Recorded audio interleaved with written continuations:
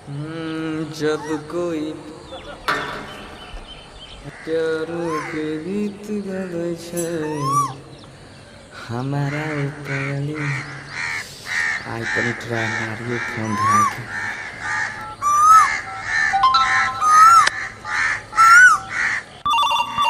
उठाइए ना, उठाइए ना, उठाइए ना, उठाइए ना, उठाइए ना। हेलो बाद में हेलो हेलो। हाँ के बोले छिए अपने? हे रे हम लबड़ी बोले छिए रे। लबड़ी? हाँ रे। ये हमरा चिन्हली? हाँ रे छोरा लबड़ा। अरे तोरा के नंबर तो जाने रही गे? तब जाने रहियो। ये जब नंबर जाने रही तो हमरा पर फोन क्यों करे रही पहले बता। हाँ नहीं करे रहियो, ससुराल में रहियो ने यह से। अरे बागे तो ससुराल जाए के मतलब बदल गेली ना? नहीं रे जान, नहीं भूल लियो तोरा भूल। नहीं भूल ली।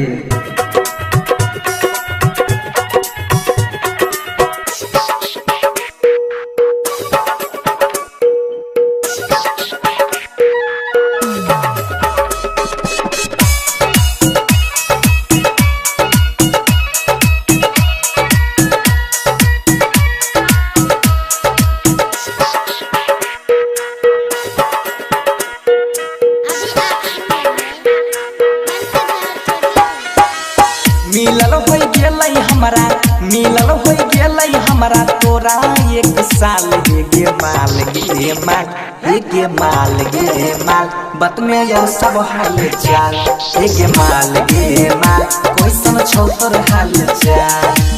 राखे तू फोन अभी, राखे तू फोन हमर बतियाल मान। हेर जान रे जान, हेर जान रे जान, आखन रोपै छियो धान। हेर जान रे जान, आखन रोपै छियो धान। बोल लगे विकास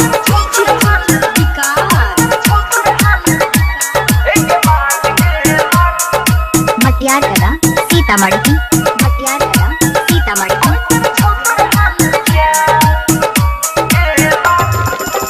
जहिया से गेले ससुरा करे नहीं छी फोन गे तोरा बिना लागे नहीं छै कोरती मोन गे हमर सब चीज लगे छो तोहिला चल गेली की गे।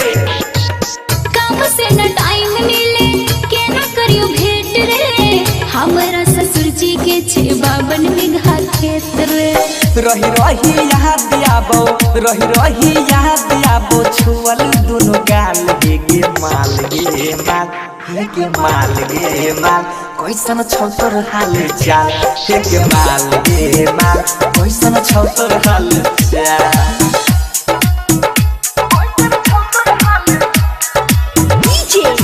विकास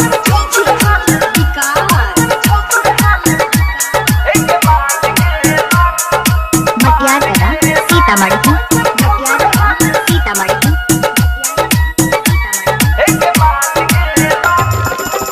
शादी तू करके सोई बादी कहइले नैहर में यारा बा के छोरी चल गइले छोरी चल गइले सुनन जी गे। जब तक री हो मचत लियो भरपूर रे, आब छियो अगला महीना मिलबो जरूर रे। सोनू बंशीधर कहो, सोनू बंशीधर के तू छही ताता काल गे माल गे माल गे माल गे माल बत में यो सब हाल चाल गे माल गे माल कैसन छौ तोर हाल चाल।